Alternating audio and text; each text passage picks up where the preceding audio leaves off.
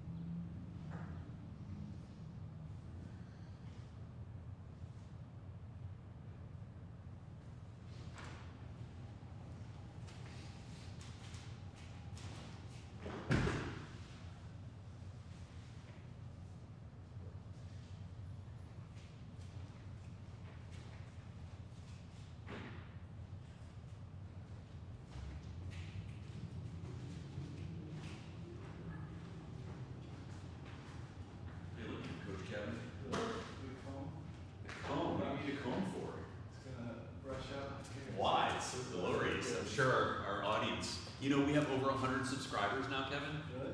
Do you know that? Weird. Weird? Why is it weird? All right, let's go. What's up, people? Do a little check. Oh no! Hello, Connie.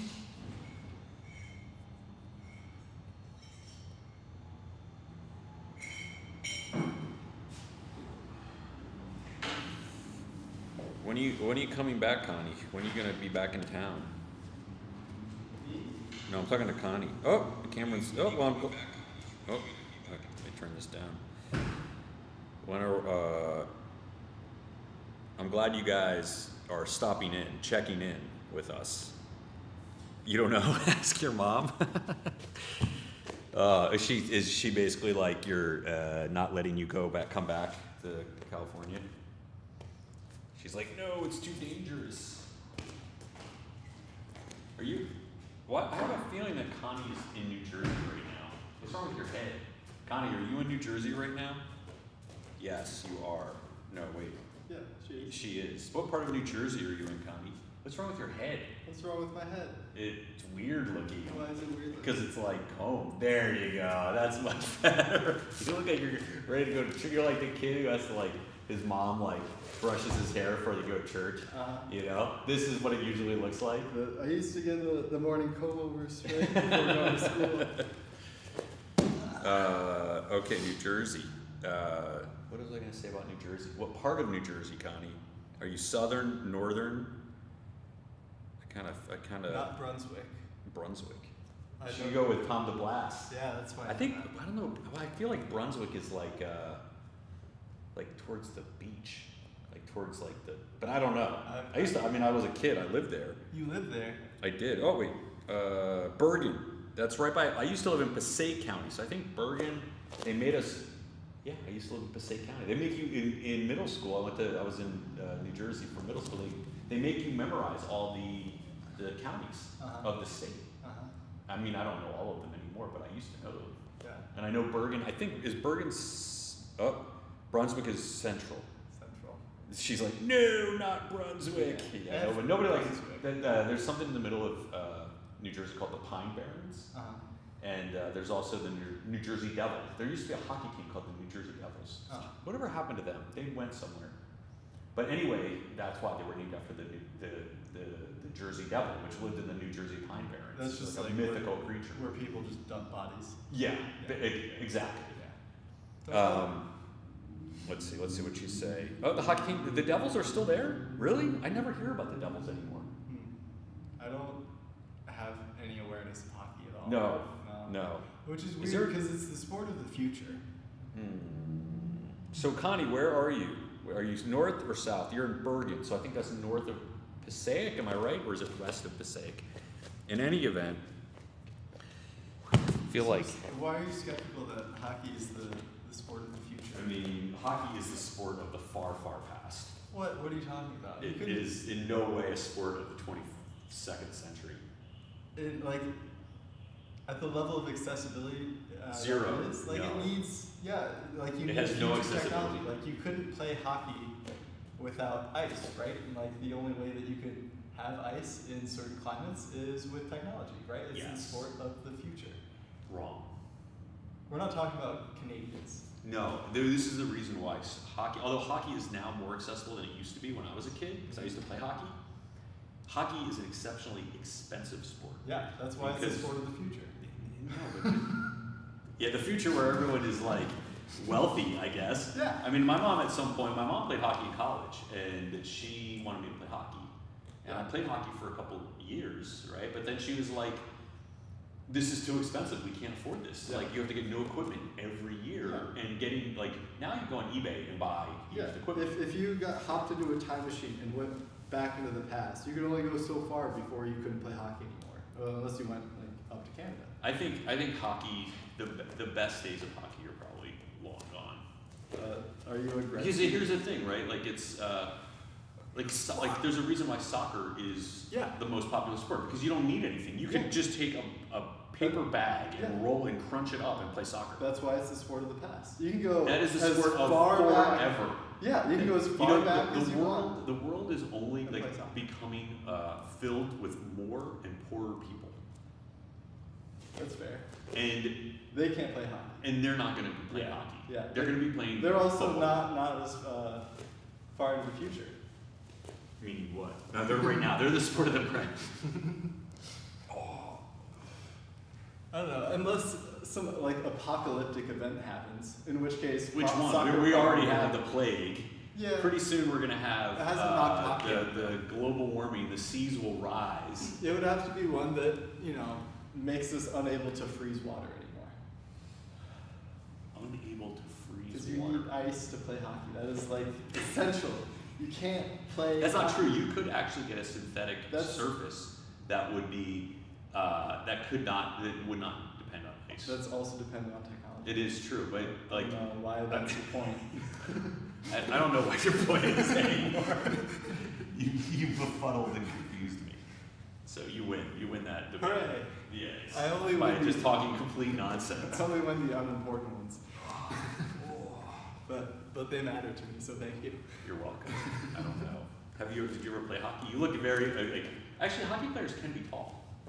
And just because I look like I get hit in the face a lot doesn't mean You don't look like you would be, no offense. A great hockey player. You might have been. I don't know. Yeah, I'm not very coordinated naturally. You need to have a good sense of balance to be good at hockey, because you're operating on a very unstable surface, so almost by definition. I bet. Nah, it's too late. What? I mean, You I could could play. probably get okay. Your center of gravity is very high, and so that also makes it pretty difficult to be, not to say impossible, but I mean you have to be pretty coordinated too. I mean, I couldn't learn to skate well enough in the time that it took. It's not that hard. But to skate like well. The real problem is actually it's super expensive to get ice time. Yeah. Right? Like to actually get onto the rink is really expensive. So aside from the equipment and the time, actually we had a friend, a person who they went to the same school as one of our girls. Their son is a very active junior hockey player. He actually went and he made the team. Like there's like a junior LA Kings team, like a little league team, but it's like attached to the professional team. Yeah. So it's like a real deal. And they actually homeschool their son, and he plays like hockey full time. His mom, half the family live up here, although they may have moved down to LA. But then they moved to LA so that this kid could play hockey all the time. That's cool. And I was like, man, you're going all in on this hockey thing. It seems very. I hope your kid is makes the pros, because otherwise, I mean, he'll probably get a scholarship, to play hockey in college. Yeah. If he's that good already at 12, 15 or whatever he is, I'm sure he's good enough to make a D1 school somewhere. Yeah. Hopefully he's got the grades. Oh, he's super smart. They're Asian. You don't see too many Asian hockey players. True. I don't watch a lot of hockey though, so it's not something that you see much of. What's popular in East Asia? I know China likes badminton. Cricket. Cricket, really? That was East India. Asia. Well, cricket is also popular everywhere. I mean, in the East. I don't know. It's a popular thing. You went to Japan. Do they like Japan? Cricket people? Cricket in Japan? No, I don't think so. I usually assume Japan's always different. if like. But like India, Bangladesh, Any place that's Pakistan, colonized by Great Britain yes, loves cricket. and I rugby, assume that's and probably- rugby. Badminton school, basketball school in China. It's really popular. Yeah, basketball's super popular in China. I don't know about Japan or Korea. Basketball in Japan, probably not. There's probably a pro league, but I'm sure it's not like. China's is pretty big. Well, yeah, China's. A lot. I think everything could be big in China, even just by the pure numbers of it, right? Yeah. I do wonder how they compare to the NBA in terms of viewership and In terms of viewership, and overall size. I mean, basketball is popular worldwide. That's another sport that you don't really need that much equipment. You can play with like a peach basket, Yeah. or whatever up there. Yeah. It's true. You can play on dirt.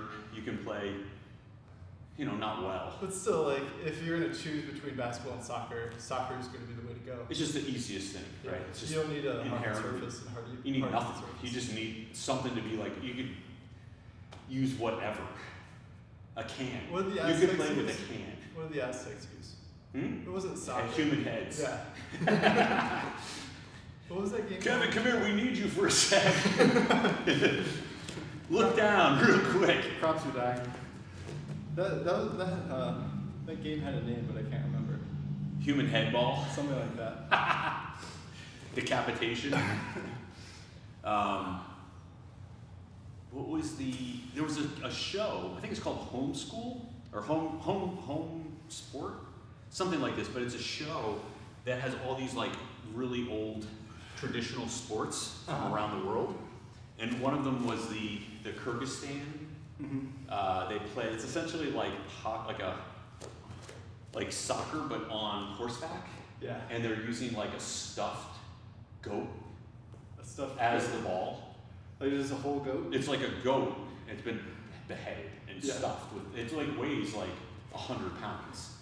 And these guys, like pick it up. Yeah, these. I don't know what you call somebody from Kyrgyzstan. A person from Kyrgyzstan. These guys, I mean, they're born like they have these families, and they're just like they're born on the horseback. Like these, it's amazing. And these are big dudes too. These aren't little dudes. It's not like a jockey. You think a jockey, a little dude. Yeah. These guys are like big, strong dudes who are like, and they go after it on the horses. It's awesome. You have to throw the There's like these into two a hole. big, there's a big, it's like a raised circle. It's like a big donut, but it's immovable, right? And guys just charge right into it as fast as they can. And other people are trying to charge, and they're like hitting each other and like kicking each other, and running into each other. And so it's just amazing. Like people get hurt all the time, like really bad here. It's always just amazing to watch these guys go at it. Oh, have you seen speaking of extreme sports, what's that place that does the cheese rolling down the hill? Yes, they did that. No, that was another show, but they did that one. They did cheese rolling. There's like a woman who's won it like 4 times or something. Is that Italian? I think it's English or Scottish. No. I think it's in England. Something. They spoke English. Did they? Yeah, that's English. I don't recall. Or Irish, maybe. I know no, I don't know.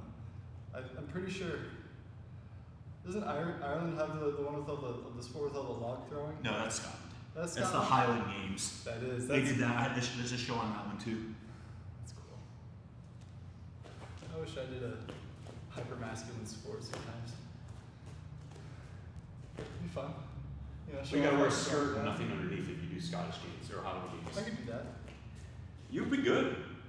No, you would. No, I'm not strong in the lifting log sense. Those guys are big boys. I could log roll. Those guys are big, but yeah, that's different. That's like lumberjack stuff. What? That's also very hard. Have you ever watched I used to watch. I don't know if they still. I'm sure they do. They do like the battles. They do the log rolling, and then also they do the thing where you go up the pole and you chop. Yeah. Yeah.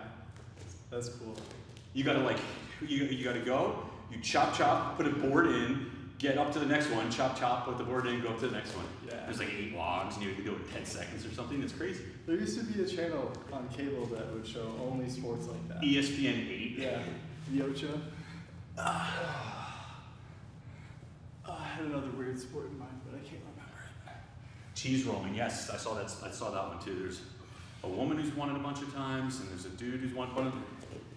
That's crazy. And they basically just the one guy who's the best, he basically does judo rolls all the way down. Yeah, you just like on purpose. Who can throw themselves down without getting hurt the fastest best? Like it's if you are actually going slow enough to stay on your feet, you're definitely coming in last. Yes, you're not supposed to walk. You're supposed to control your fall down the hill.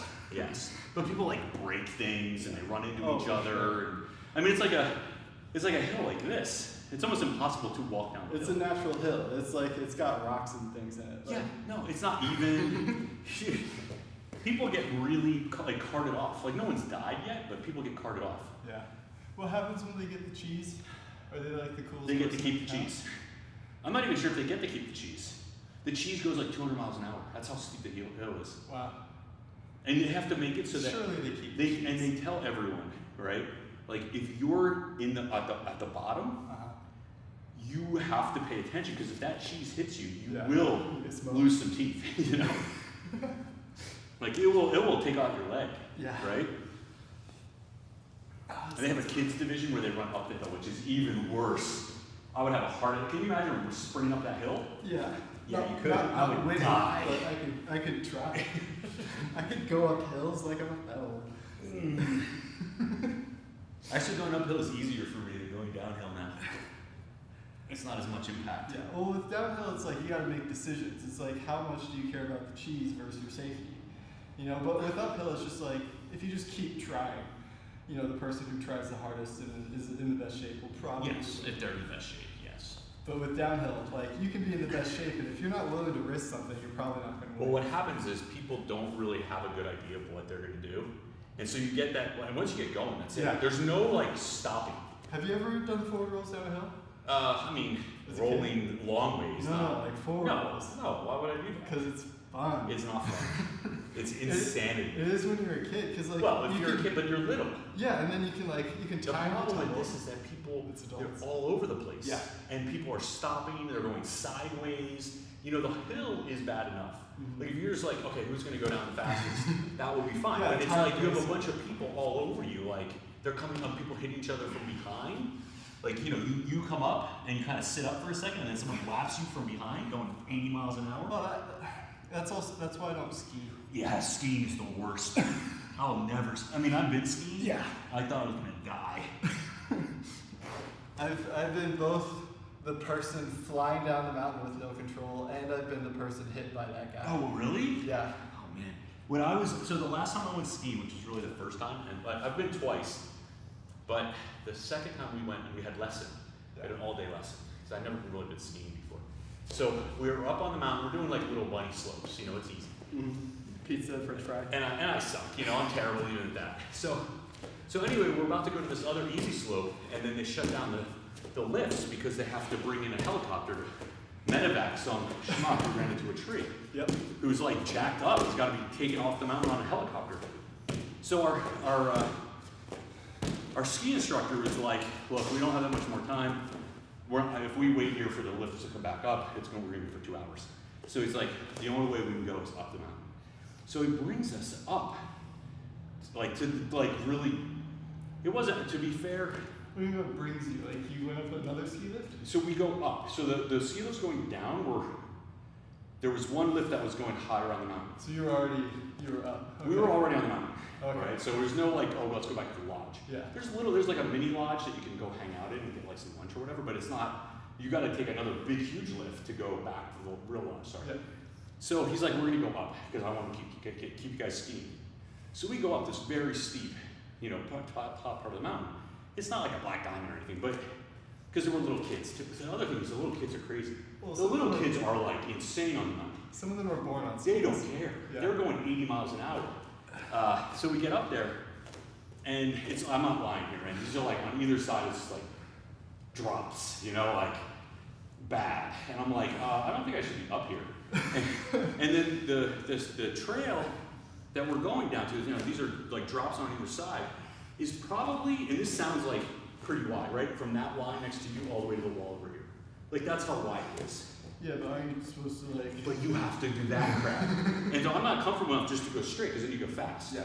So I'm like, if I go fast and then I start veering over to the side, I won't be able to stop. Yeah. So I try to do the ski part, right, where you're going side to side. I forget what they call it. And I go here, and you can't see over, so it's like there's a lip, and then you can't see down. So I don't know how steep it is. I'm like the last one to go, so I'm terrified.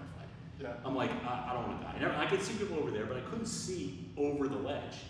So, you know, their little kids are going by me. They're like, whatever, old man. And so I turn, and then I get a little bit, and I get like maybe to here, and I shit my pants. And so like I try to turn, I come out of my ski, and I just fall, right? I'm just gonna, and the instructor's like, put your ski back on. I'm like, I'm good here. I'm like, I'll just walk.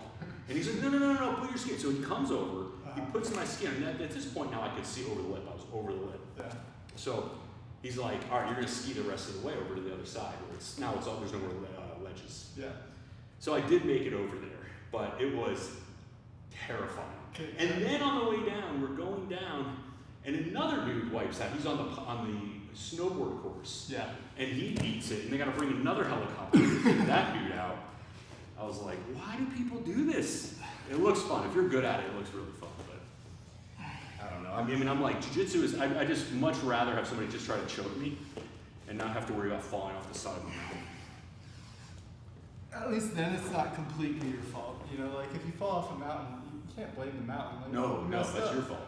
But like, if you get choked by someone, like you can at least reason, hey, at least they were probably. Hey, you can't when you fall off the cliff, there's no tapping out, right? Like you're all the way down. You've committed at that point to like the consequences. No, thank you. I mean, man, I don't know. It's crazy. It's one of those things where you don't really appreciate, like, and so you have the Olympic sports, like Bodie Miller doing like 100 miles an hour down the mountain. You're like, until you go 10 miles an hour down the mountain, you don't really have an appreciation. You're just like, oh yeah, 100 miles an hour, whatever. There's 80 people doing it. How hard could that be? There were just a dozen people going just as fast before him. How? What is this a sport? And then I go like, they're just sitting there. I do one day, 10. I'm like, oh my god, I can't even. It's just mind-boggling to think the level of skill and just pure insanity that it takes to participate in that sport. I try not to do any sport, and this sounds funny, but like where if I mess up once, I'll break a bone. Yes. You know, like.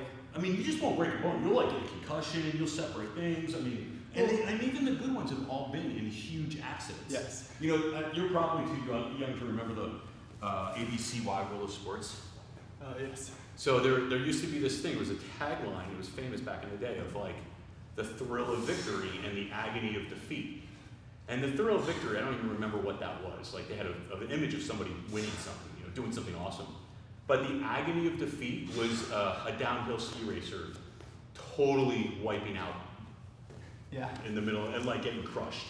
Yeah. You know, and that was the agony of defeat image in my mind. You know. Well, you just got so literally much energy, the agony. Like so much energy in a skier as they're going downhill.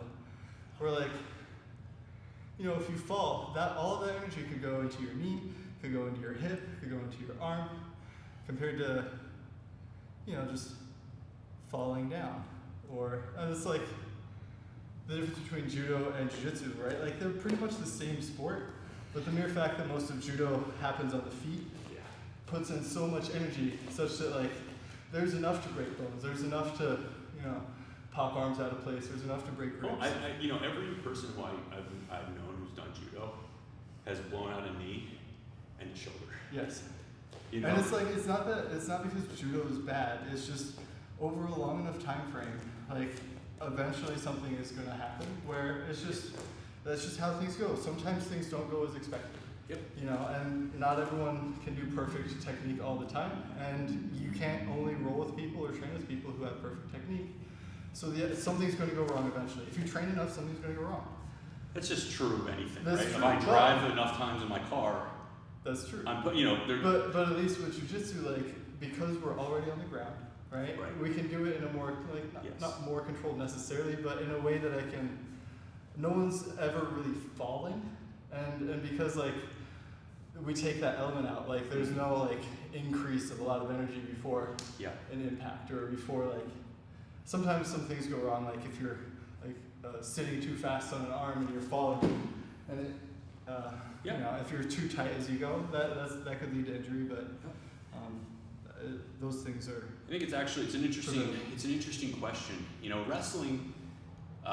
You know, there are big throws in wrestling. They have softer mats. But they, you know, you can play a style of wrestling that's not susceptible to getting big throws. Yeah.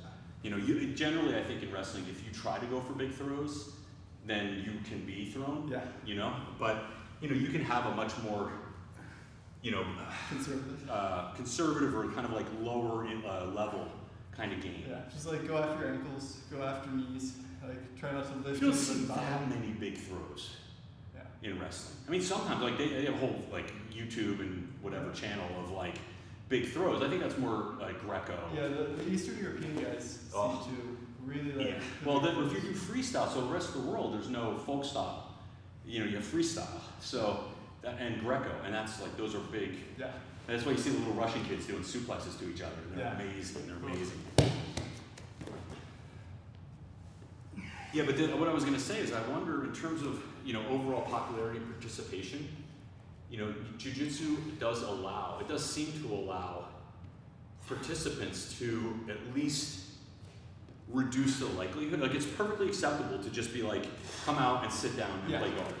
Well, and you'll be able to do jiu-jitsu for a long time if that's your MO, right? If you come out and you want to stand up with everybody, you're putting yourself in a little bit of danger in the sense of like if they participate with you on the feet, you know, you have all those kind of added dangers of getting thrown, or even if you throw, right? Like sometimes people throw themselves and they wind up knocking themselves out. Yeah. So, you know, it's much more, yeah, we make jokes sometimes about guard pullers, but you can come out. Some of the greatest guys have amazing guards. You know, I think most people, is there anybody in jiu-jitsu that you can think of who is good, is like amazing, but is not known for their guard?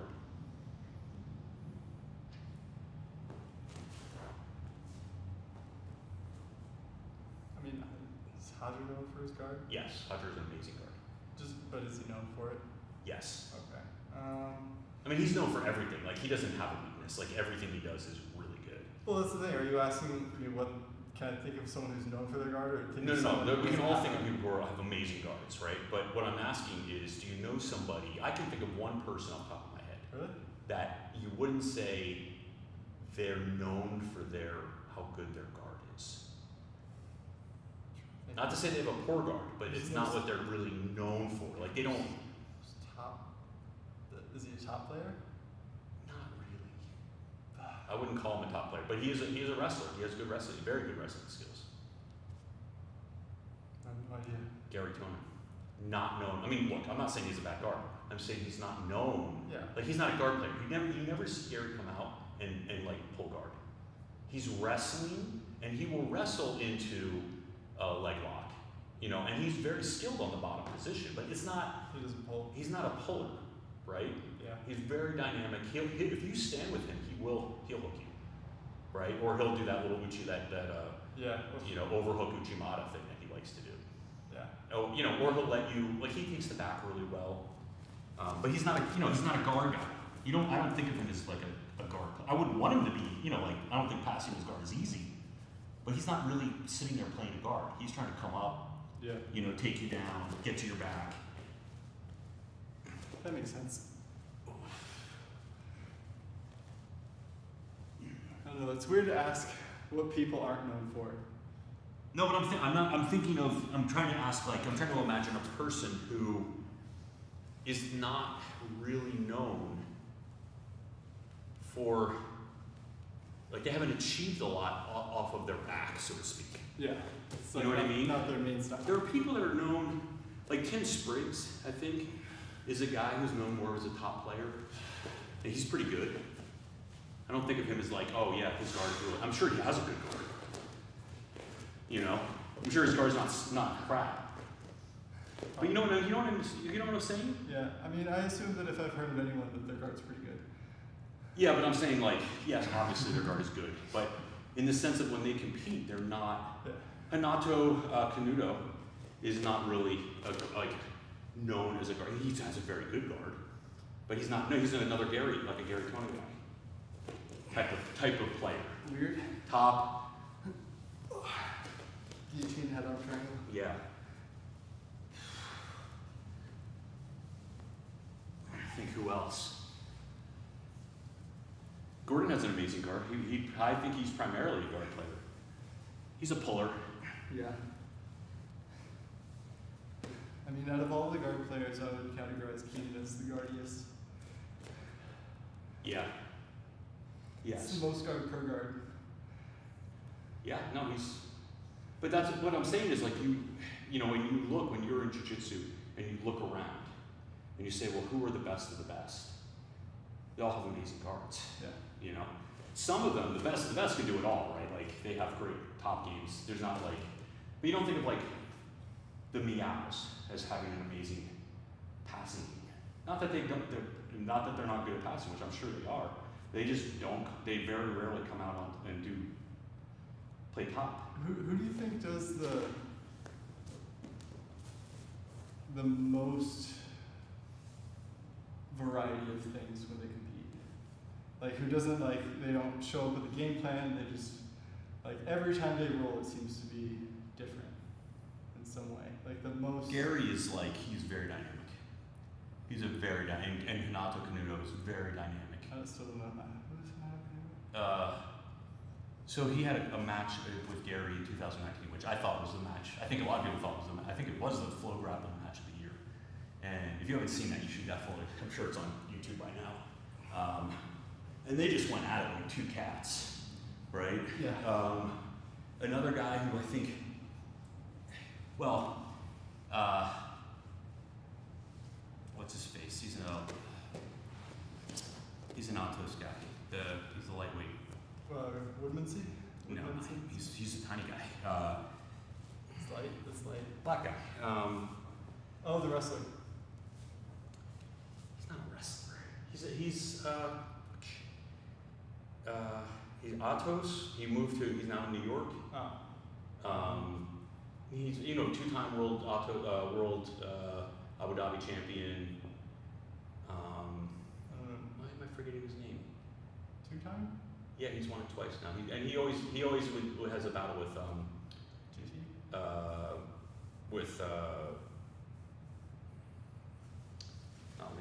not Leandro, the other guy. Oh man, I'm totally blanking. Me too. I don't know champions. Man, he was famous because there was an old video of him going with Marcelo Garcia. He was giving Marcelo fits, and then Marcelo took his back at the end. It'll come to me in a minute. He's Atos? He's an Atos guy. He always battles with Lucas Laperti. So many guys with 2 L's in their name.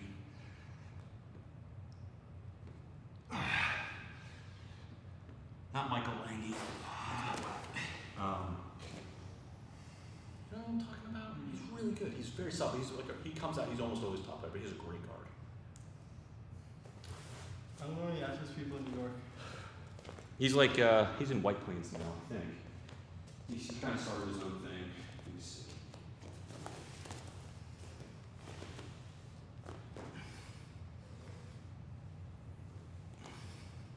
He basically just does Abu Dhabi now.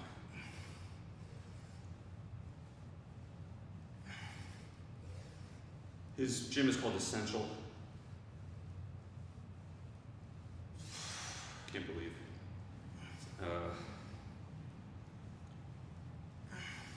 In Greenville. JT Torres, thank you. Wait, I said JT Torres. Did you? Yeah. No, you didn't. Yeah, I did. Did you really? Yeah. I didn't hear you. We were doing push-ups. Huh. Yeah, JT Torres. Nice. He's like a top player, right? Like he's gonna wrestle you, but he has a great guard. I mean, he's known for having an amazing guard. Yeah. He's known for just being amazing, period. But Yeah. he's just a good guy. Yeah. I mean, he beat Gary. I think he did at Abu Dhabi. But it was a close match. Yeah. I've heard nothing but good things about JT. I mean, he's a guy. It's interesting. He puts out DVDs and stuff, or instructionals. I don't know that he's as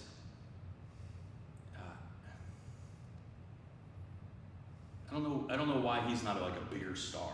Because he's under the Atos umbrella. Is that true? Why does that matter? I think, I don't know, like if you're gonna buy DVDs, if you're gonna buy a DVD from an Atos affiliate, you're probably gonna buy a DVD from like Andre. You know? Well, I wouldn't. Well, you already have all of them. So No, I don't have any. I was an early subscriber to Andre Galvao's earliest. He had like an app or something way back when. Yeah. And I subscribed to that. It was not a very good app. The stuff he put on it was okay, but it was limited by the technology. But I actually don't own. I've watched his takedown, his one thing he did. Yeah. Which I thought was very interesting. He's a very intelligent, take on takedowns for jiu-jitsu. Yeah. He's a great technician. Yeah. But he also used to do judo when he started. yeah, no, he kind of is. There's a reason why he's one of the best ever. It's not an accident. But the thing is with Andre is that it's hard to separate in my mind sort of his ability to do these things because he's just so damn big and strong. And I know JT Torres is also exceptionally strong, but it's like when I watch a really big dude doing jiu-jitsu, as technical as they are, I'm always like, you're a really big dude. You know, there's a lot of strength built into what you're doing. Yeah, there is probably, but I'm saying like psychologically, you know, I can sit there and I can watch someone. That's why I like smaller guy jiu-jitsu, is because I can watch it and be like, that guy is probably crazy strong for his size, but he's not that much stronger than me. You know, like what he's able to do is not so strength based. You know what I'm saying? Because they're just not. I mean, but it's not like Andre's only fighting like small people, you know. True. So it's like he's got. It's not proportional. It is. It's not proportional. The other thing is what, that what I think. Have you ever seen like Kyle do stuff? Yeah, he's amazing. He does stuff that normal people can't do. Yes. Because normal people are Kyle size. Yes, that's true. And so there's like. Well, there's that division. I remember there used to be this old DVD that I did buy from Kyle. It was like 101 half guard techniques. Yeah. And I got about 20 into it, and then he started doing this inverted, you know, stuff. He's like, and I was like, lift your entire this is my body. thing right here, and he's like all contorted up, and I was like, I just like put the DVD away. I was like, I'm never gonna be able to do it's that. like when you can use one grip to lift your whole body off the ground, then like, yes, there are other things that they can't do, or that they can do that you can't, that normal people cannot do. That is true. But it's, I mean, whatever. I mean, I think it would apply to them too, right? Whenever you see an athlete doing things that you just say physically you cannot do, it kind of is demoralizing in the sense of you're like, I physically can't do this thing. This is the beauty of some of these guys who they don't seem to really do anything special. You know what I mean? Like there's certain guys who have very like basic games, but they get a lot of mileage out of the things that they do, just by how they put it together, like what their timing is.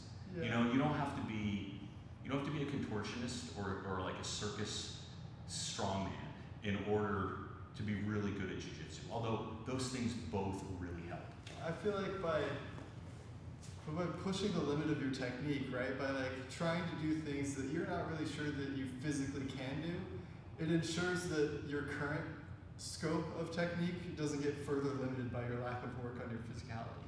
Yes, no. I'm not saying that you shouldn't watch this stuff. I'm saying psychologically, you know, you watch and you say, you know, this is where the technical side of things run into the physical side of things, and people are lying if they say to you, usually, right? Everything that I do is just such a basic physical thing. A lot of these guys are relying on whether it's extreme flexibility, you know, body proportions, their ability to contort themselves and stay like flexibility and stay strong within kind of extended positions, raw strength, explosive strength. Yeah. You know, these guys are not like. They're not half-assing it. Technique does not conquer all. It's just, I mean, you come back to it. You know, there are other things that are at play.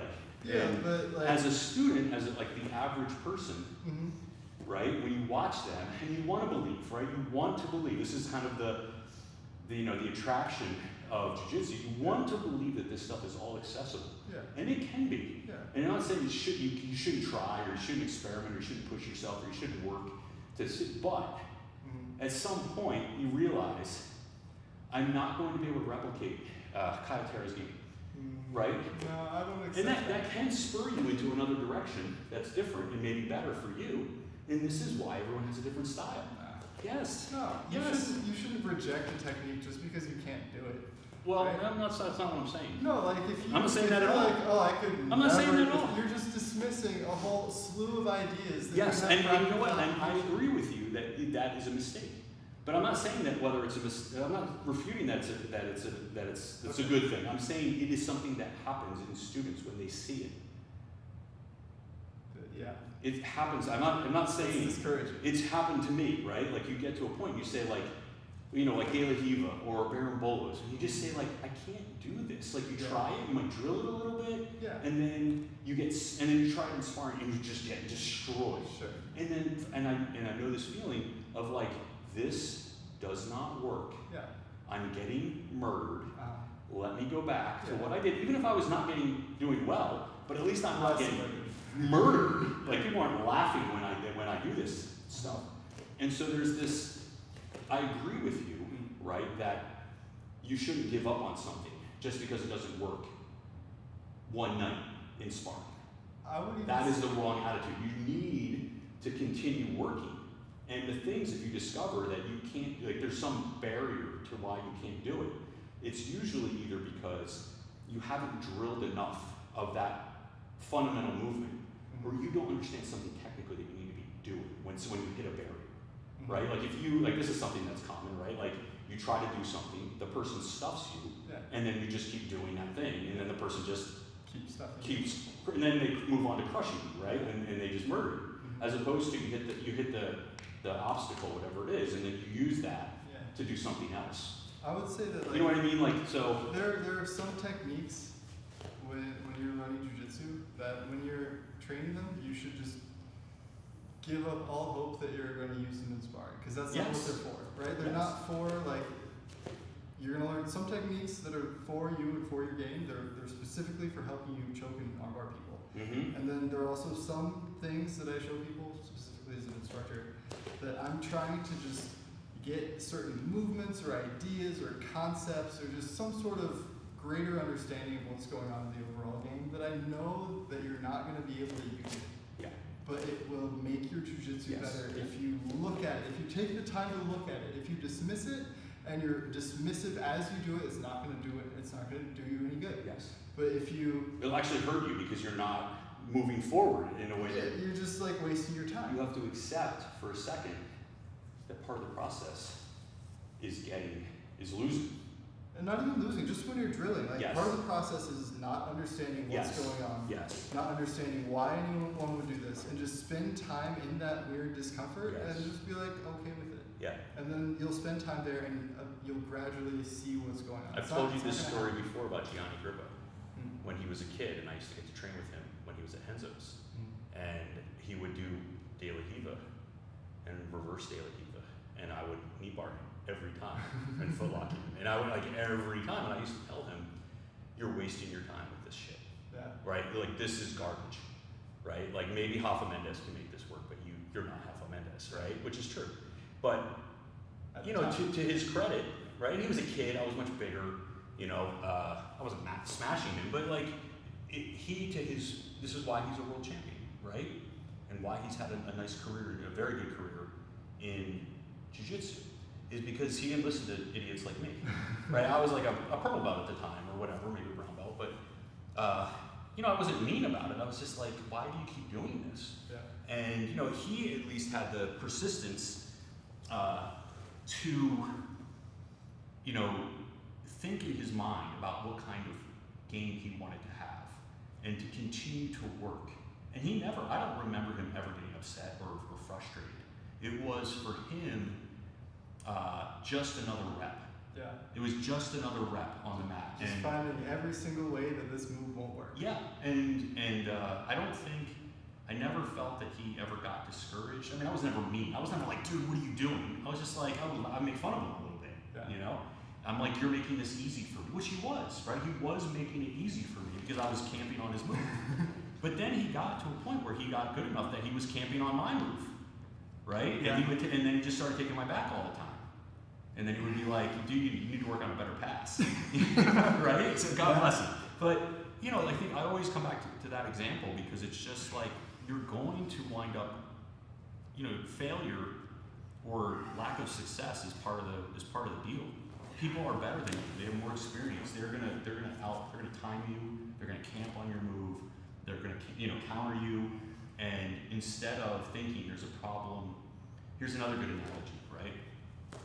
You know, there's often, you know, again, I'll go back to the rifle because I'm gonna have a rifle in the brain, shoot you in the brain. A lot of times people will take their weapon and they'll shoot it, and it will not hit the target or it's not accurate. And you know, they bring it back and they say there's something wrong with this weapon. And almost invariably, it's a brand new weapon, right? It's straight from the factory. Invariably, there's nothing wrong with that weapon. The guy will take it, he'll go to the range, he'll shoot it, and he'll be like, there's nothing, it's you. You're the problem. Yeah. You don't have the skill or the understanding on how to use this thing, this tool. You're not doing something that you need to do to make it work, right? And I think in jiu-jitsu, there's the same temptation right? To blame the tool and not, like they always say, the old saying is a bad craftsman blames his tools. And it's the same thing in jiu-jitsu. It's not the move that's not working. It's you. You're the, you know, the problem, right? And so you have to develop your skill because the move work. I mean, you can watch people like executing the move. That's why we teach them. You can, or why we, you know, you see people using them. They work at the high levels. Yeah. So if you can't make it work, it's not because the move sucks, right? It's because you're lacking some understanding. Probably. But the positive thing of that is that you can fix that. You can get better. You can work, but it takes practice. It's not like, you know, with the gun. The gun is an immobile thing, right? It's not. There's not a lot of variables inside of them. If it's a good gun, if it's a bad one, then there might be all sorts of mechanical issues with it. But if it's a well-made, you know, tool, then it's just a question of like how. What about me? And of course now it's complicated by the fact that you have an opponent who has a mind of their own, an agenda of their own, that make your life difficult. But I think the analogy is at least somewhat useful to the extent that people will invariably get frustrated with things. But at the same time, there is I think there is a prejudice or a reticence to do things outside of, you know, like what you think you're capable of in the moment. You know, and so it's easier to watch people who you think like, well, you know, I kind of move like that guy. You know, it kind of doesn't do anything too fancy. It's more accessible. You know, More likely to pay attention, I think. but I'll say with those very simplistic or simpler games, you need a lot more skill. What do you mean? Well, I shouldn't say a lot more. I shouldn't make it relative like that. You need an equal amount of skill. Because when you do things that are very conventional or basic, well known, you know, it's harder to execute them on people sometimes. Yeah. Right? You're not fooling anybody, right? If you're doing like Kisses of the Dragons and, you know, Baron Bolos and stuff like that, there's not a lot of familiarity, you know, with, I mean, if you're on the competition, then yeah, everybody knows it. But if you don't, you know, you can do that stuff and catch a lot of people who are more casual or recreational. Yeah. You know. But that's how it starts, you know. Yes. You gotta start with the people that you can hit things on, and then grow up from there. Or just even if you couldn't hit them on, you just keep going. You know, you just have to accept that sometimes there's going to be a technique that if you really want to use it or learn it or figure it out, you know, you're gonna eat a lot of failure. Don't be afraid of that. Accept it and you know, embrace it. Yeah. I think my game started kicking off when I stopped caring as much about the consequences of like what might happen if things go wrong. Sure. And it. A devil may care. Yeah, like where the attitude I was explaining earlier, like no matter where you are, like pretend you got there on purpose. Yeah. You know, just go with the flow, and then when you stop fighting things, you start seeing opportunities. You start looking at what you have available to you instead of keeping to this map that you had in your head that isn't working. I think it's really helpful just to put yourself in bad positions all the time. Just put yourself in a bad position, because then you get a lot of practice in those positions. I feel like that's inauthentic though. Where like instead, like if you can try and do a technique that you don't know will work, at least you tried, and then you can sit well knowing that hey, now I get to work on my defense. I mean, I think there's different ways to get to the same result, but for me, you know, like I would often try to avoid certain positions that I thought were really bad for me. You know, just whatever, just 50-50, not going there. Like, no, I don't mind 50-50, but you know, like whatever it is, there's certain things you try to avoid. Yeah. And I think if you really want to, like for me, breaking through that kind of avoidance is just like, okay, I'm just gonna put myself in there. Yeah. Right? Like we did a thing way back where we were just like, we would just play, okay, we're gonna start off 50-50, and we're just gonna play, you know, we're gonna try to submit each other, right? And then that's what you do. And after you do that for like a week or 2 weeks or 3 weeks, it's not a position that you're afraid of anymore. It's not this reactive like terror or panic of like, oh my God, I'm in 50-50. What, you know, you just like, you have this panic mode because you haven't been in it. Yeah. And you spend all your time evading it, and then you're giving up positions, you're giving up opportunities because you're like, I don't want my leg over here, you know, I don't want to be entangled. And so resisting things. it's the same thing from cross side. If you don't like, I don't like being on bottom cross side. But at some point, if you just say like, I'm just gonna play bottom cross side all the time, You know? Exposure therapy. Exposure therapy, thank you. Yeah. Is that an actual thing? Yeah, there you go. I just learned something. I didn't know that was a term. But I think it's the same thing. If you don't like having somebody on your back, I mean, there are some people who you can have their back. They are really. What was it that? There was a match. Well, there was the opposite situation where Kane Duarte had Adolfo's back, and you know, Adolfo was done. That was it. I don't know how many times Adolfo gets his back taken in training, you know, or if he lets people do it. Maybe he does. But like, you know, Gary and Gordon are famous for saying, at least in training, that they let people get them in bad positions and that they work out of, you know, those things. And I think that's healthy. I like it. It shakes things up. And then you can have the freedom of like just going for whatever, because even if you do get in a bad position, you feel comfortable in there, right? Yeah. You're not. It's not the end of the world. But it also should be well trained to not let yourself get into bad. You should be able to not get put into bad positions. Because there's a balance, right? There's, because it can be overdone. Because I remember as a white belt, like I was more of a like go with the flow, like loosey goosey, and I would just let people fold me up. Yeah, no, I mean I'm not saying that stuff. I mean you shouldn't let yourself get stacked. That's a bad thing. I would say like yield everything, not all the time, not everything. Don't yield. Don't ever yield your posture. Like that would be the thing. Yeah, you should that's never just rough. But everything else, like loosey goosey. All right. Nice middle ground. Can we talk about Zen next time? Zen? Yeah. Why? What do you know about Zen? Nothing. I don't know anything about Zen. We should talk about Just Zen. two guys talking about stuff we have no idea what we're doing. Sure, whatever. I'll read some books about Zen. And All right, then peeps. I'll try and bring in the book. All right, bring in your book. Oh yeah, I'll bring in a book too. I have a book. Good Zen quotes. All right, I have a book too. I have a book from what's his face from Jigoro Kano, Mind Over Matter. Oh, that's cool. Bye bye.